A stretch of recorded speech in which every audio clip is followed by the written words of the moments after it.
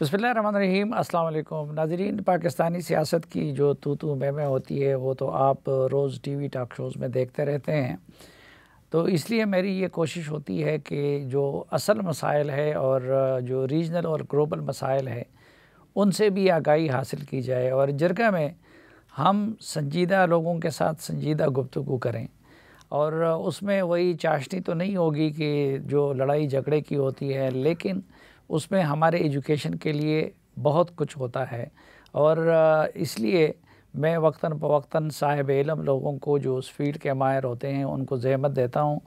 آج کے جرگے میں ہم جو جیو پولیٹیکل سچویشن ہے پاکستان کی، اور پاکستان کو باہر اور اندر سے جو خطرات ہے اس پہ بات کریں گے، اور ہمارے ساتھ موجود ہے اس میدان کے شہسوار جناب مشاہد حسین سید صاحب۔ بہت شکریہ مشاہد صاحب۔ اور سب سے پہلے شروع کرتے ہیں، آج کل کا بڑا ہاٹ ٹاپک ہے ڈونلڈ لو سے۔ جی، ڈونلڈ لو کا جو ٹیسٹمنی ہوئی اور جو کچھ انہوں نے کہا، جو کچھ ان سے پوچھا گیا، اس سے آپ نے کیا نتیجہ نکالا ہے؟ پاکستان پہ اس کے کیا اثرات مرتب ہوں گے؟ میں سمجھتا ہوں کہ ڈونلڈ لو کی جو ٹیسٹمنی ہے وہ کافی انوکھی تھی، کیونکہ ظاہر ایک لابنگ بھی ہوئی، اس سے کوشش بھی ہوئی اور کروائی گئی۔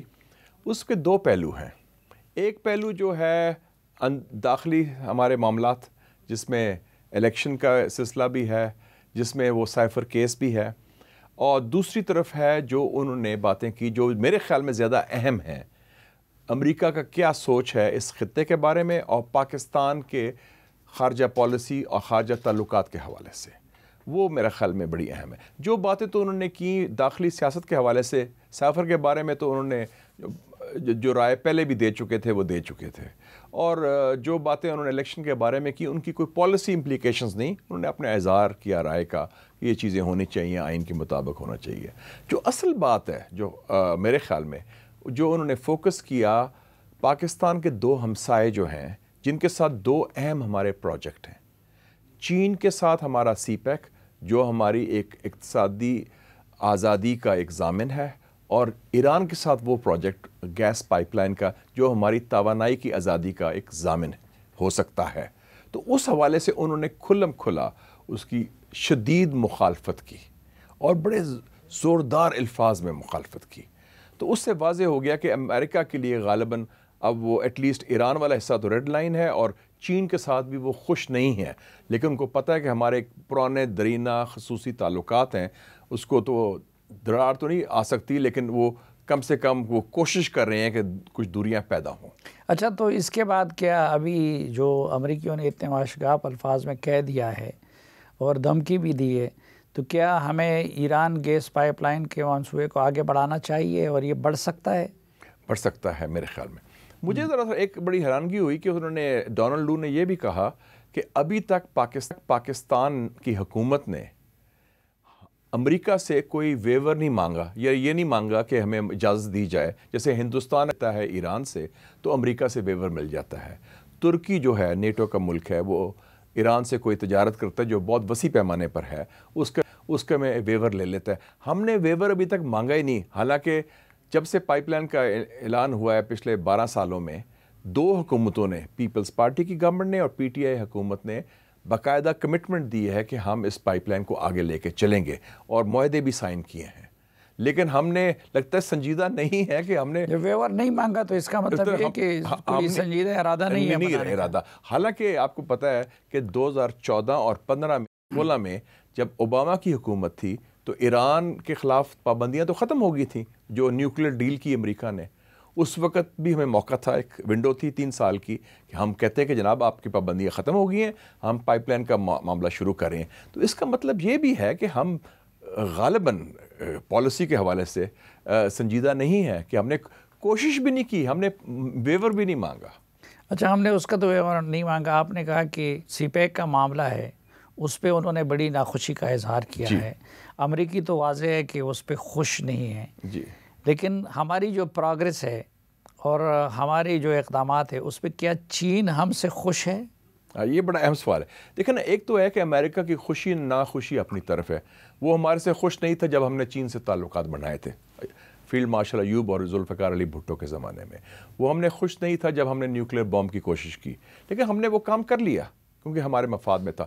اب میں دیکھ رہا ہوں کہ جو سی پیک کا ایشو ہے، آپ نے کہا چین خوش ہے یا ناخوش ہے، اس وقت میں کہہ سکتا ہوں کہ چین کو بہت خوش نہیں اور بہت کوئی پر اعتماد نہیں.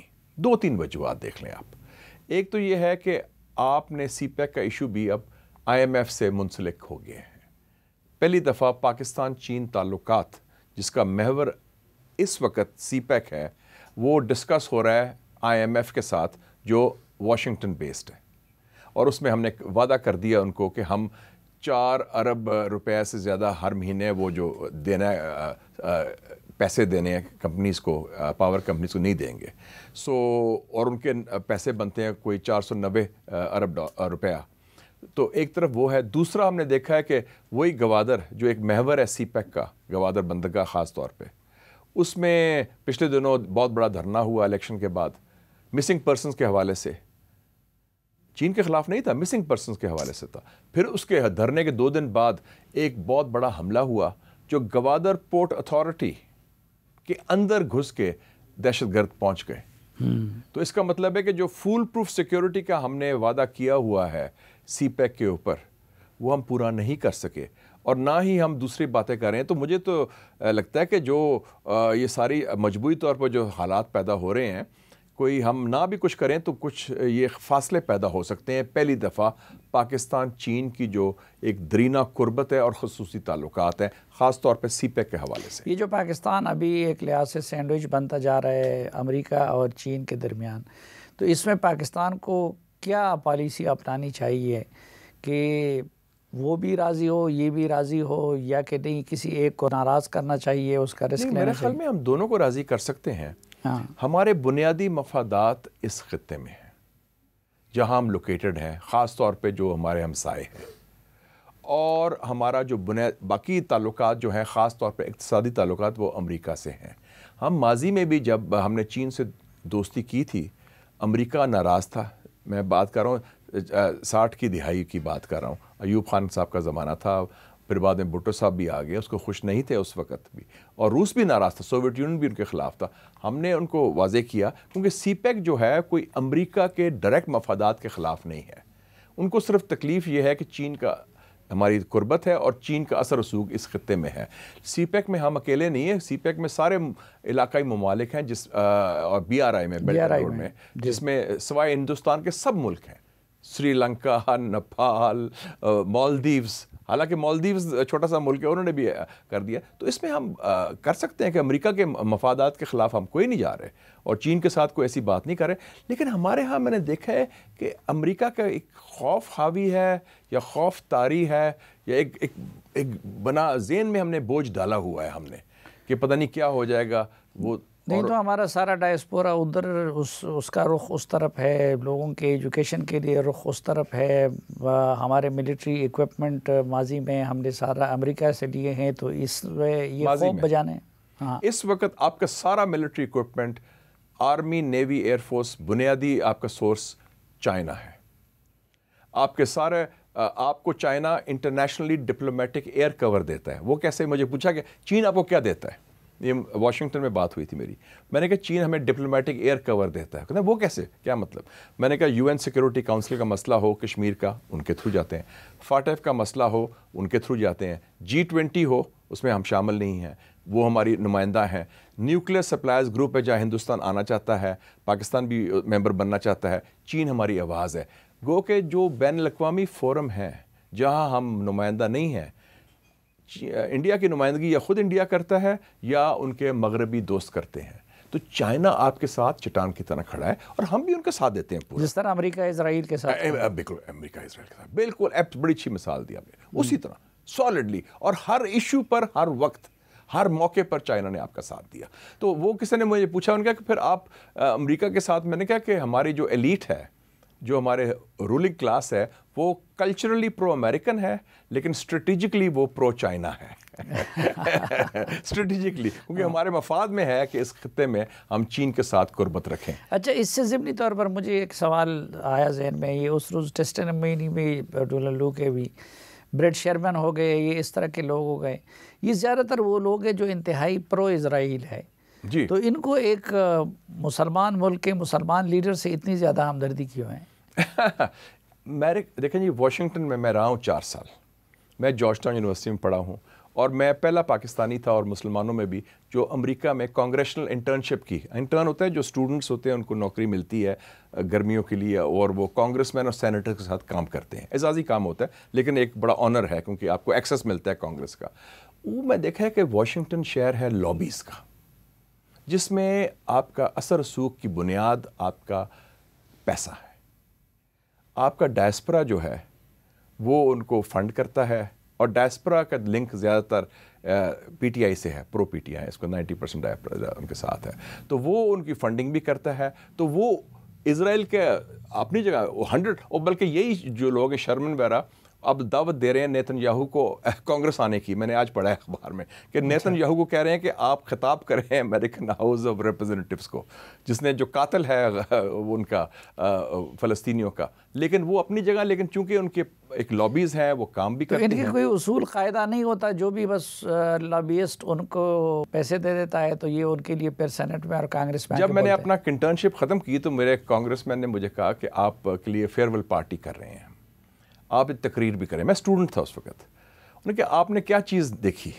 میں نے کہا کہ اب میں مربت سے کام لوں یا کھل کے، میں نے کہا میں امریکہ میں ہوں. امریکہ میں ہے وہ بھی کھلے ڈولے لوگ ہیں، آپ بات کر سکتے ہیں منہ میں، وہ بھی کرتے ہیں، لحاظ نہیں کرتے.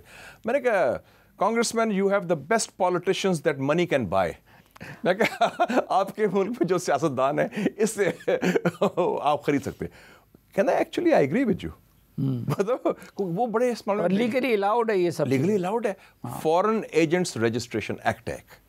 میں کہتا ہوں میں امریکن ہوں، مجھے پیسہ ملتا ہے گورنمنٹ آف پاکستان سے اتنا، میں رجسٹرڈ آپ کو لابیسٹ ہوں اور میں ان کے لیے یہ کام کرتا ہوں. انہوں نے کہا آپ الاؤڈ ہے، کوئی ایسی بات نہیں ہے. یہ تو یہ امریکہ میں جو بھی کچھ ہے وہ مطلب ہے کہ لیگلائز کرپشن بھی ہے، ان کا طریقہ ہے وہ، اور آپ کسی کے کام بھی کر سکتے ہیں بڑی آسانی سے. ٹھیک ناظرین، ایک مختصر سی بریک لیتے ہیں اور مشاہد حسین سعید صاحب کے ساتھ مزید کئی دلچسپ موضوعات پہ گفتگو ہوگی. ہمارے ساتھ رہیے.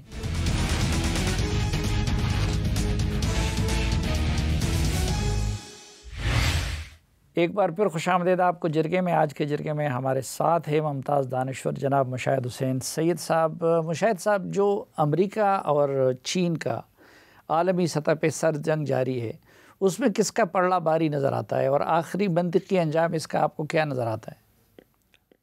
دیکھیں جی، ونسٹن چرچل نے کہا تھا، بڑی اچھی بات کی تھی. اس کی ماں امریکن تھی، باپ برطانوی کا تھا، لارڈ تھا. اس نے کہا تھا کہ امریکہ میں ایک خصوصیت ہے کہ وہ ہر غلطی کو آزمائیں گے، پھر آخر میں جب غلطی تسلیم کر کے پھر صحیح کام کریں گے، اور وہ ٹائم لگتا ہے. جیسے نکسن نے 22 سال لگے چین کو تسلیم کرنے میں. تو میں سمجھتا ہوں کہ یہ جو جنگ ہے، سرد جنگ چین کے خلاف، یہ امریکہ لیٹ ہو گیا ہے. میں کچھ آپ کو فگرز دے دوں ذرا. 193 ممبر ہیں یونائٹڈ نیشنز کے، اس میں سے 130 ملک کی تجارت چین سے زیادہ ہے بنسبت امریکہ سے. پھر ایک سٹڈی آئی ہے ہارورڈ یونیورسٹی کی، جو ٹاپ کی یونیورسٹی ہے، اور اسٹڈی گوگل میں بھی ہے، 52 پیجز ہیں، the great tech rivalry China versus the United States. کہ انہوں نے کہا China is overtaking the United States in high tech manufacturing. وہ آپ دیکھ لیں. اس دفعہ فارچون 500 جو لسٹ آئی ہے کمپنیز کی کہ 500 ٹاپ کی کمپنیز کون سی ہیں جو بلینئرز ہیں، چائنا نمبر 1 ہے، 129 سے، امریکہ 121 کے ہیں. اور ہائی ٹیک مینوفیکچرنگ میں 5G، robotics, artificial intelligence, cloud computing, ایک سبجیکٹ ہے STEM، STEM، science, technology, engineering and mathematics. China سب میں آگے نکل گیا. الیکٹریکل وہیکلس، چائنا آگے نکل گیا. پہلے لوگ کہتے تھے چین دنیا کی فیکٹری ہے، پھر وہ کہتے تھے چین دنیا کا سول انجینئر ہے. اب انوویشن، سائنس، ٹیکنالوجی میں بہت آگے بڑھ گیا. الٹیمیٹلی امریکہ کی جنگ نہیں ہوگی، یہ امریکہ ان سے گزارا کر لے گا، کیونکہ اب چائنا پہلا ملک ہے پچھلے 300 سالوں میں جو مغربی نہیں ہے، جو سفید فام نہیں ہے، جو مغربی بالادستی کا مقابلہ کر رہے ہیں. لیکن اگر ٹرمپ واپس آ گیا تو وہ چین پہ مزید سختیاں نہیں لائے گا؟ میرے خیال میں تو سمجھتا ہوں کہ ٹرمپ کے آنے سے کچھ حالات شاید بہتر ہوں گے. ٹرمپ ایک بندہ ہے جو امریکن اسٹیبلشمنٹ کا حصہ نہیں ہے. جان ایف کینیڈی کے بعد، جس کو انہوں نے مار بھی دیا تھا، وہ پہلا صدر ہوگا جو امریکہ کی سیکیورٹی اسٹیبلشمنٹ کا پیداوار نہیں. یوکرین کی جنگ ختم کرے گا، اور اس نے یہ کہا ہے کہ میں کسی جگہ جنگ نہیں چاہتا مسلم دنیا میں. اور اس نے کہا تھا کہ افغانستان سے باہر نکلو، اور اس نے کہا تھا میرے جرنیل نالائق ہیں، یہ فیل ہو گئے ہیں. اس نے کہا CIA فیل ہوگی، یہ ڈیپ سٹیٹ ہے، اور آپ بات کرو طالبان سے. یہ مجھے خود ظالم خلیلزاد نے بتایا کہ اس کے انسٹرکشنز تھے کہ نکلو، اور جرنیل ان کے خلاف تھے. وہ واحد بندہ ہے جس نے نارتھ کوریا کا لیڈر ہے کم جونگ ان، جسے وہ کہتے ہیں بدماش ہے سارا کچھ، اس نے کہا میں اس کو خود جا کے ملوں گا. ساری امریکن اسٹیبلشمنٹ خلاف تھی. امریکہ کو ایک چیز پتہ ہے کہ وہ ایک تو کس کے پاس قوت ہے، اس سے پھر وہ پیچھے ہٹ جاتے ہیں، اور دوسرا بزنس، پیسہ. ٹرمپ بیسکلی بزنس مین ہے. وہ چائنا کے پاس اتنا پیسہ ہے، وہ ان کو کہیں گے ٹھیک ہے لیٹس ڈو بزنس. اور رشیا کے ساتھ معاملات کیسے آگے بڑھیں گے؟ رشیا کے ساتھ تو یہ کلیئر ہو گیا کہ یوکرین کی جنگ اب رشیا نہیں ہارے گا، اور اگلے 5-6 سال شی جن پنگ بھی پاور میں ہے، پوٹن بھی پاور میں ہے، اور آپ کو پتہ ہے ابھی الیکشن ہوئے 6 سال کا ٹرم مل گئی ہے اس کو، تو وہ ایڈجسٹ کر لیں گے. ٹرمپ کا جو کیا کہتا ہے امریکہ فرسٹ، اندرونی معاملات. وہ کسی نے مذاق سے کہا تھا نا کہ امریکہ کہ اپنے اسکول تو تباہ ہو گئے ہیں but they want to teach everybody a lesson. اپنا تباہی ہو گئی ہے لیکن آپ کو سارے کو سبق سنا رہے ہیں، حالانکہ خود ان کا سارا اسکول سسٹم اور ایجوکیشن سسٹم فیل ہو گیا ہے. تو وہ ٹرمپ کا فوکس ٹھیک ہے میرے خیال میں کہ امریکہ کے اندر جو اتنا اس وقت مسئلہ ہے پیدا ہو گیا ہے، اپنا کرائسس ہے، اور ان کے انفراسٹرکچر کلیپس ہو چکا ہے، اس کو فوکس کرو، جنگیں ختم کریں. آپ یہ دیکھیں کہ جو 9/11 کے بعد 20 سال جنگ رہی، وار آن ٹیرر، $6.5 ٹریلین خرچ کیے امریکہ نے. یہ اسٹڈی ہے براؤن یونیورسٹی کے امریکہ کی، اس نے کی ہے. $6.5 کھرب، جس میں سے 2.2 ٹریلین افغانستان میں خرچ ہوئے. 20 سال تک افغانستان میں روز $100 ملین کا خرچہ ہوا، اور over all 325 lakh bombs, drones اور میزائلز انہوں نے مسلم دنیا میں پھینکے. پاکستان کے FATA, Afghanistan, Iraq, Syria, Libya, Somalia. کوئی اوور ملین کیجولٹیز ہوئیں، اور 3 کروڑ لوگ بے گھر ہوئے. تو کتنا نقصان پہنچا. اسی دوران چین نے BRI کے ذریعے $1 کھرب 3000 پروجیکٹس میں لگایا اکنامکس میں. چلو ٹرمپ کہتا ہے امریکہ کم فرسٹ، تو ہم کہتے ہیں پاکستان کم فرسٹ. تو پاکستان کی اس وقت جو جیو پولیٹیکل سچویشن ہے اس کو آپ کس طرح دیکھ رہے ہیں؟ آپ دیکھ نہیں کہ یہ بڑی خطرناک صورتحال ہے کہ 4 میں سے 3 پڑوسیوں کے ساتھ ہمارے معاملات زیادہ ٹھیک نہیں ہیں. یہ ہمارے 4 پڑوسی ہیں، چائنا، انڈیا، ایران، افغانستان. اور ہمارے جو خیال تھا کہ جو ہمیں ثمرات ملیں گے، افغانستان کی جنگ 42 سال کے بعد ختم ہوئی. 15 اگست 2021 کو جب امریکہ کا انخلا ہوا، ہمیں ایک اسٹریٹجک سپیس بھی ملی، لیکن اس کے فوائد نہیں ہوئے. اور آپ نے دیکھا کہ 4 میں سے 3 ہمسائے ہیں، ان میں باڑ لگی ہوئی ہے. 3 کے ساتھ ہمارے ملٹری کلیشز بھی ہوئے ہیں پچھلے 5 سال میں. 3 کے ساتھ انڈیا، ایران، افغانستان. حالانکہ انڈیا نے خود جارحیت کی تھی بٹ ایک کلیش تو ہوا تھا نا، اور افغانستان سے بھی ابھی ہوا ہے. تو اس حوالے سے ایک اور جو میں سمجھتا ہوں کہ جو کمپلیکیشن بڑھ رہی ہے کہ ہماری جو اندرونی خاص طور پہ ایشو ہے ٹیررزم کا، بلوچستان میں BLA کا، خیبر پختونخوا میں TTP کا، اس کا اب حل اور اس کا لنکیج اکراس دا بارڈر بھی ہے. ایران میں بیسز BLA کے، افغانستان میں بیسز TTP کے. تو وہ ہماری ریجنل جیو پالیٹکس سے یہ سچویشن مکس ہو گئی ہے. اور دوسرا ایک اور خطرناک پہلو ہو گیا ہے کہ 3 چیزیں اکٹھی مل رہی ہیں، خاص طور پہ فوکس خیبر پختونخوا میں.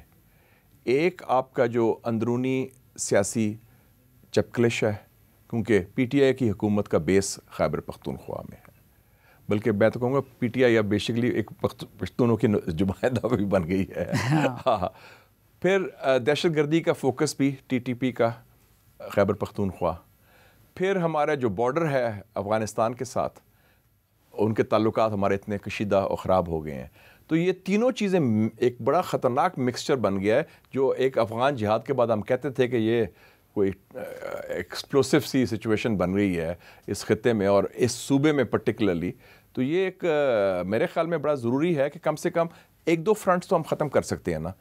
کم سے کم سیاسی حوالے سے میں ہمیشہ کہتا ہوں ہیلنگ ٹچ، دست شفا، کسی کا مینڈیٹ ہے چاہے پی ٹی آئی کا ہے یا دوسری پارٹیز کا ہے، وہ تسلیم کیا جائے، ان کو اپنا حق دیا جائے اور ان کو کام کرنے دیا جائے. یہ نہ کی جائے کوشش بھٹو نے کی تھی، آئین جب بن گیا حکومتیں توڑ دیں نیشنل عوامی پارٹی کی، اور اس کے بعد حالات خراب رہے بلوچستان خیبر پختونخوا میں.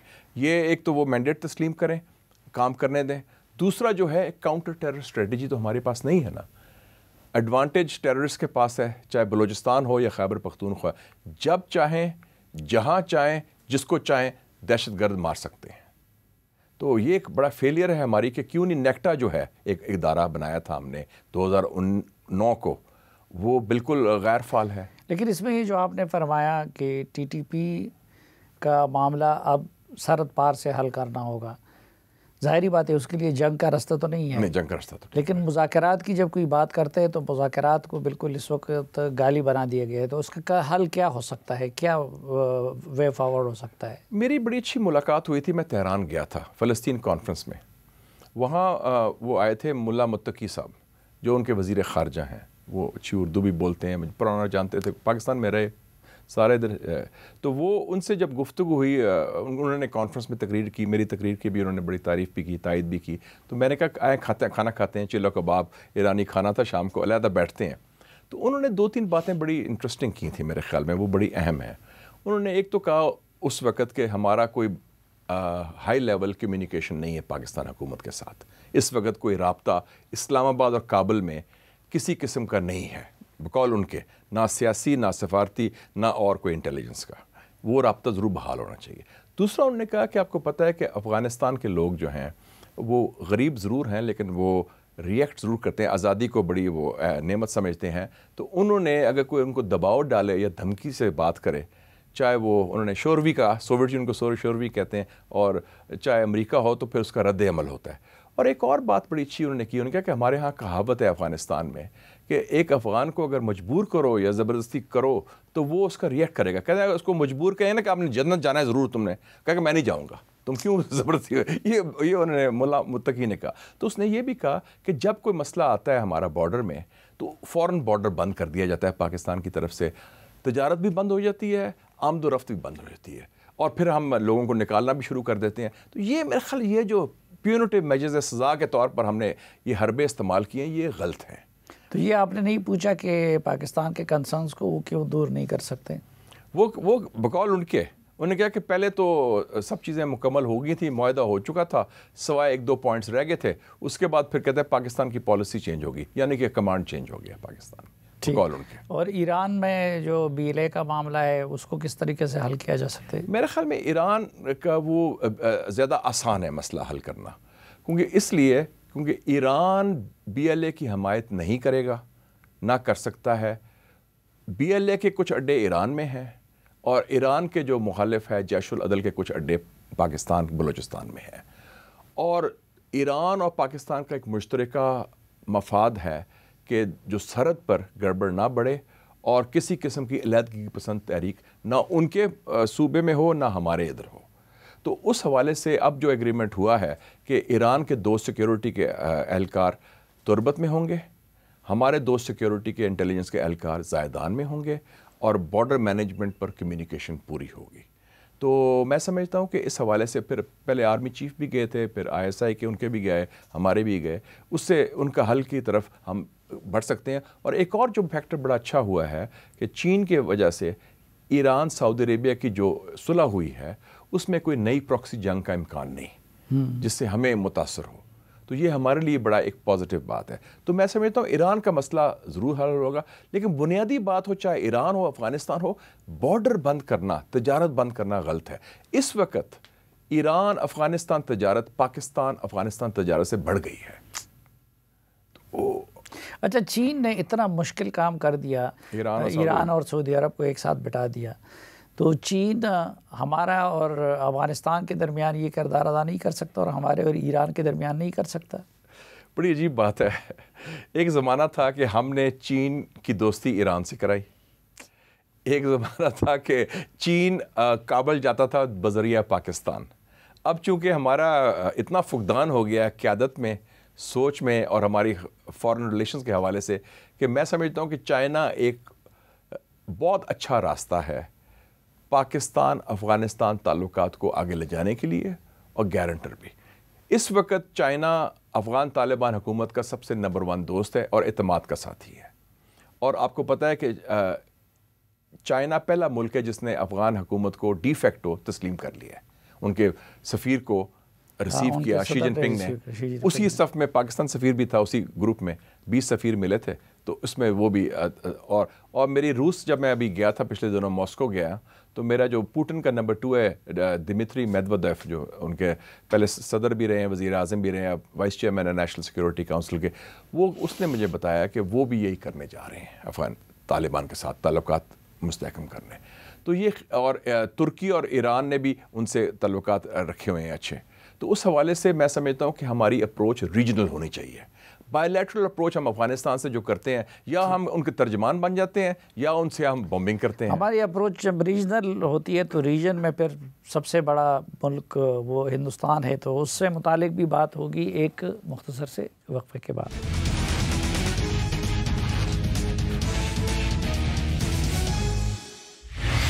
ایک بار پھر خوش آمدید آپ کو جرگے میں. آج کے جرگے میں ہمارے ساتھ ہے جناب مشاہد حسین سید صاحب، اور ہم بات کر رہے ہیں جیو پولیٹیکل سچویشن پہ.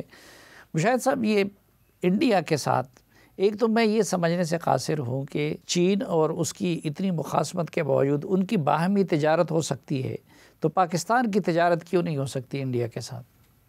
میرے خیال میں ہو سکتی ہے، ہوتی رہی بھی ہے ایک زمانے میں. اور آپ کو یاد ہوگا کہ ایک مشرف صاحب کے زمانے میں تو انہوں نے بارڈرز کھول دیے تھے آزاد کشمیر کے بھی، اور بس سروس شروع ہو گئی تھی لاہور سے دلی تک، اور ادھر سے سری نگر اور مظفر آباد. اور وہ جو کشمیری تاجر کہتے تھے کہ کشمیر کی منڈی راول پنڈی، اس حد تک وہ اتنا تھا. تو لیکن یہ 2016 کے بعد مسئلہ شروع ہوا جب مودی کی حکومت آئی، اور انہوں نے جب سارک کا معاملہ ختم کیا، اس کے بعد پھر انہوں نے جو کشمیر پر ہم نے کیا، اور کشمیر پر بھی ہم نے جو کیا، ہماری پالیسی میں میرے خیال میں اسٹریٹجک کلیئرٹی نہیں تھی اس وقت بھی. اور ایک طرف ہم بات کر رہے تھے کہ ہم کوئی بات نہیں کریں گے، لیکن پھر مذاکرات بھی چل رہے تھے، پھر ہم امید بھی لگائے ہوئے تھے. تو میرا خیال ہے کہ جب یہ مودی کا الیکشن اب ختم ہو جائے گا جون میں، اور مودی واپس آ رہا ہے بڑی میجورٹی کے ساتھ، شاید اب کوئی راستہ نیا کھلے. یہ کنفرم ہے کہ مودی واپس آئے گا؟ ہاں، یہ کنفرم ہو گیا، یہ ہو گیا، یہ پہلا ہی فیصلہ ہو چکا ہے. تو مودی کے ہوتے ہوئے کچھ معاملات بہتر ہو سکتے ہیں؟ ہو سکتے ہیں، میرے خیال میں تو ہو سکتے ہیں، کیونکہ مودی بھی ایک کافی دفعہ یو ٹرن لے لیتا ہے کئی چیزوں پر، اور وہ اب زیادہ کانفیڈنٹ ہو گیا. یہ 3ری ٹرم ہوگی اس کی. اور یہ مودی کا جو پیش رو تھا، خیر ان کا سوچ تھوڑی سی مختلف تھی. پارٹی تو وہی تھی نا، اٹل بہاری واجپئی. یہ وہی اٹل بہاری واجپئی ہے وزیر اعظم، جو بڑا عظیم لیڈر تھا. بائی دا وے میں اس کا بڑا مداح ہوں. وہ لاہور آئے تھے بس میں، اور میں اس وقت میاں صاحب پرائم منسٹر تھے، میں وزیر اطلاعات تھا، اور میں ان کا وزیر مہمانداری تھا. 4 دن تک ان کے ساتھ ٹائم گزارا، اور انہوں نے جا کے، میں ساتھ گیا تھا ہیلی کاپٹر میں. ہم گورنر ہاؤس میں ٹھہرے تھے، ایچسن کالج سے ہیلی کاپٹر لیا، ہم گئے تو ان کا مینار پاکستان میں جا کے میں تصدیق کرنا چاہتا ہوں کہ ہم پاکستان کو دل سے تسلیم کرتے ہیں. اور مجھے یاد ہے کہ میں نے کہا سر یہ بہت بڑا کام کر رہے ہیں، پیپل ول اپریشیٹ. کہتے ہیں مجھے پتہ ہے میری جنتا مجھے خلاف ہوگی، لیکن یہ ضروری ہے کہ پاکستان کے عوام کو اعتماد میں دوں. تو یہ بی جے پی کا تھا، جو بڑے لوگ کہتے ہیں انتہا پسند و سارا کچھ. تو یہ لوگ، اس کے بعد آپ کو یاد ہوگا کہ ایل کے اڈوانی کو ہم نے انوائٹ کیا 2005 میں. چودھری شجاعت صاحب اور میں تھے. قطاس راج میں ان کا جو مندر تھا بنوایا. ہم نے میسج یہ دینا تھا کہ آپ نے تو بابری مسجد تباہ کی، لیکن ہم ایک مندر ادھر آپ کے ہاتھوں سے بنوانا چاہتے ہیں، یہ کلر کا ہار میں. اور تشریف بھی لائے، اور انہوں نے اس کے بعد اتنے متاثر ہوئے کہ قائد اعظم کے مزار میں انہوں نے قائد اعظم کی تعریف کر دی، اور ان کے بعد ان کی چھٹی ہو گئی، کیونکہ یہ ان کو قابل قبول نہیں تھا. لیکن مودی بھی شروع میں جاتی امرہ بھی گئے تھے، لیکن اس کے بعد جو مودی کا رویہ ہے، جو اقدامات ہے، جو کشمیر کی صورتحال ہے، اس کے ہوتے ہوئے آپ کو لگتا ہے کہ وہ کوئی دروازہ کھول دے گا؟ میرے خیال میں کھل سکتا ہے دروازہ، کیونکہ ان کی بھی مجبوری ہے. آپ یہ دیکھیں کہ اس خطے میں مودی خود آئسولیٹڈ ہے. مالدیوز کا پورا الیکشن کیمپین چلایا کہ انڈیا آؤٹ، اور وہ جو نیا بندے آئے ہیں محمد معیز، وہ اینٹی انڈین اوپنلی ہے. چین سب سے پہلے گیا. نیپال میں کمیونسٹ گورنمنٹ ہے، ماویسٹ گورنمنٹ ہے.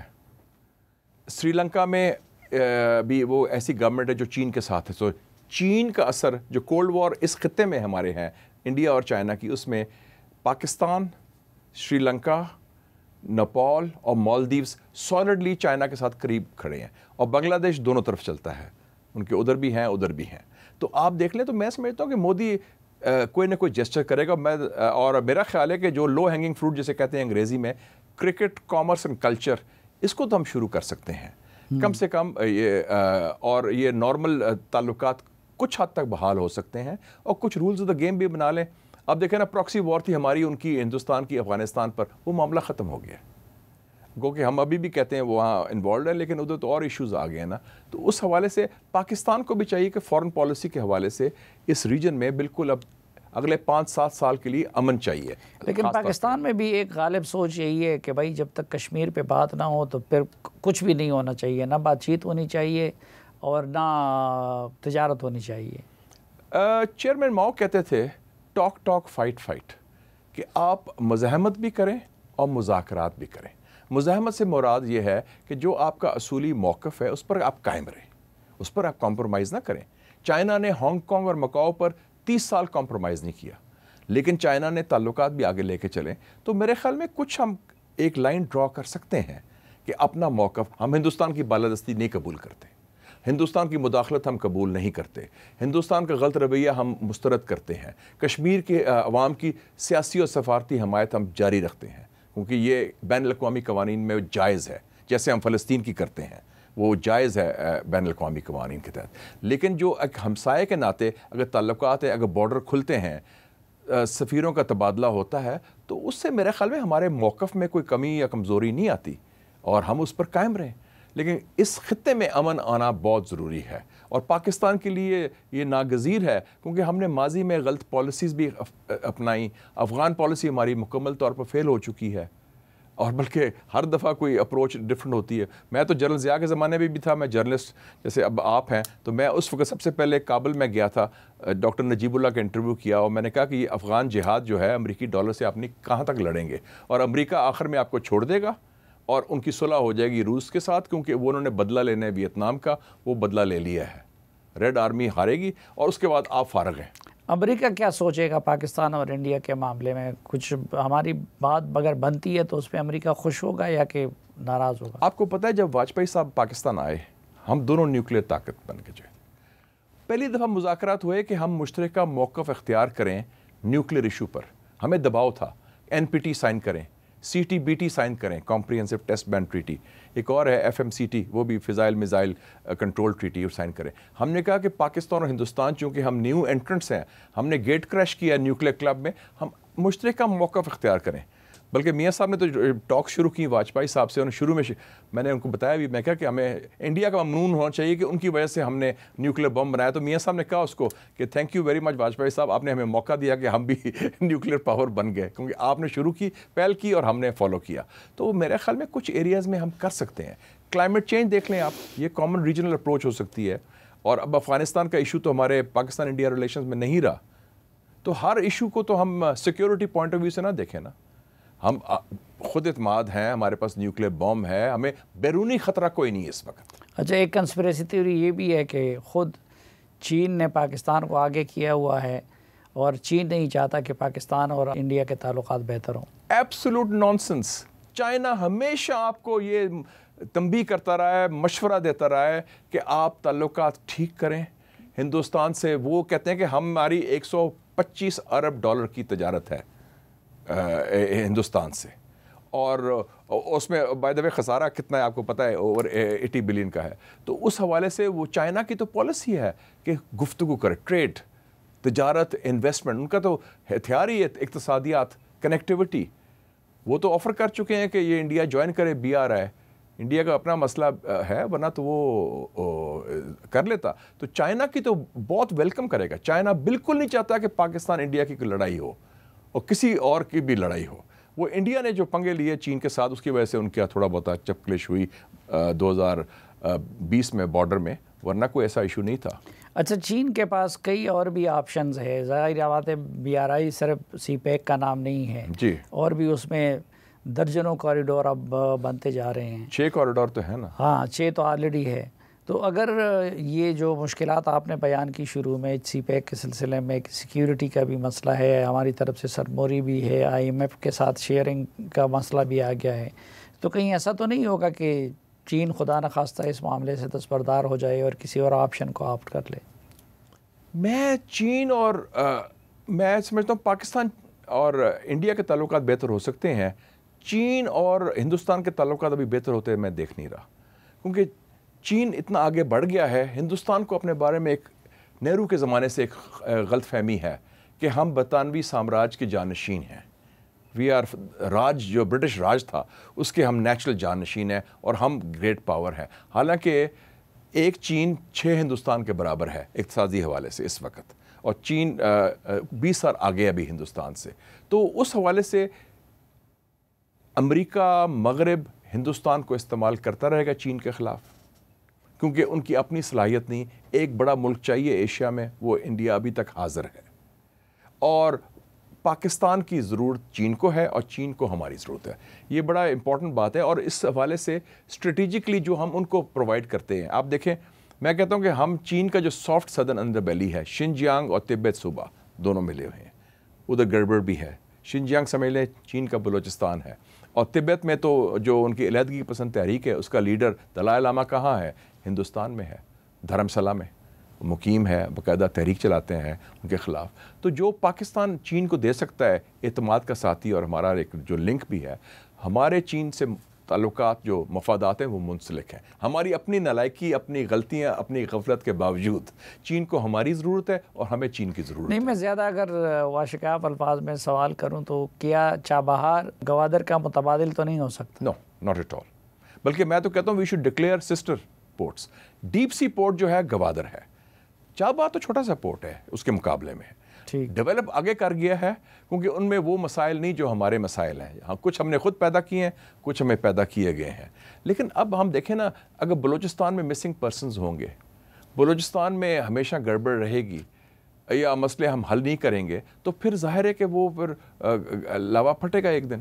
تو اس حوالے سے ہم اپنا معاملات ٹھیک کریں، اس لیے تو کور ایشو پاکستان کا اس وقت ہے سیاسی استحکام، اس کے بعد اقتصادی استحکام آئے گا۔ آپ یہ دیکھ لیں کہ ابھی میں سٹوری پڑھ رہا تھا ڈان کی، آپ کہتے ہیں نا انویسٹمنٹ آنی چاہیے، پچھلے 2 سالوں میں 20,000 پاکستانیوں نے $10.6 بلین دبئی میں انویسٹ کیا ہے، UAE میں، اور اسی دوران 2 سالوں میں UAE، قطر اور سعودی عربیہ نے $20 ارب ہندوستان میں انویسٹ کیا ہے، اور سعودی عربیہ نے اناؤنس کیا اگلے 10 سال میں $100 ارب انڈیا میں انویسٹ کرے گا۔ UAE نے اناؤنس کیا ہے کہ اگلے 10 سالوں میں $75 ارب ہندوستان میں انویسٹ کریں گے، کیونکہ ایک سازگار ماحول ہے۔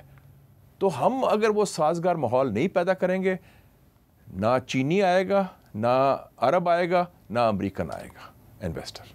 تو set your own house in order, اور یہ ایک نادر موقع ملا ہے ہمیں کہ ایک الیکشن کے بعد، جیسا بھی الیکشن ہوا، چاہے متنازع صحیح، لیکن جن کا مینڈیٹ ہے وہ تسلیم کریں اور ماضی کی غلطیاں نہ دہرائیں۔ جو 8 فروری سے پہلے جنگ تھی، اگر وہ جاری رکھی آپ نے اور وہی حربے استعمال کیے تو اس کے نقصانات ہوں گے۔ بہت شکریہ جناب مشاہد حسین سعید صاحب، ہمیں وقت دینے اور ہم سے بات کرنے کے لیے، اور جس طرح کہ انہوں نے فرمایا کہ اصل چیز یہی ہے کہ ہم اپنے ہاؤس کو ان آرڈر کر لیں۔ اگر اپنے ہاؤس کو ان آرڈر کر لیں تو پھر یہ جتنے بھی چیلنجز ان کا ذکر کیا تو اس سے ہم عہدہ برا ہو سکتے ہیں، لیکن اگر ہمارا اپنا گھر ان آرڈر نہ ہو تو پھر کسی بھی چیلنج سے ہم نمٹ نہیں سکتے۔ مشاہد حسین سعید صاحب کے ایک بار پھر شکریہ کے ساتھ آج کے اس جرگے سے اجازت چاہتا ہوں۔ اللہ حافظ۔